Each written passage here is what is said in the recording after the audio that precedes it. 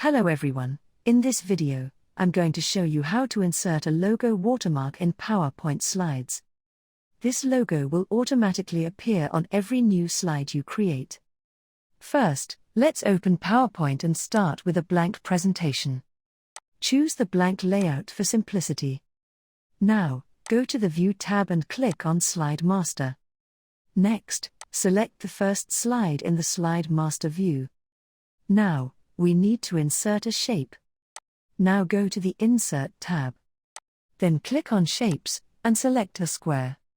Now draw a square by mouse or keyboard, it's your choice. Align it to the center of the slide.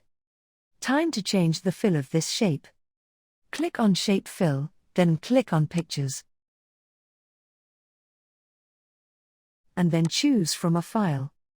Select the logo or picture you want to use as a watermark. Once your logo is inserted, we need to remove the outline. Click on Shape Outline and select No Outline. Now, let's adjust the transparency level of the logo.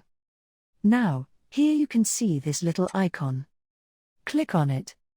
At the right side, you can see an options appear. From here, click on this Fill button. Here, you can change the transparency level. Set it to about 80%, this makes it subtle yet visible.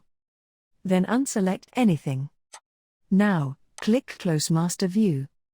Your logo watermark is now set.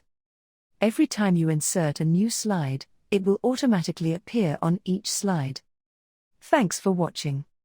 If you found this video helpful, please give it a thumbs up and don't forget to subscribe to my channel. See you in the next video. Goodbye.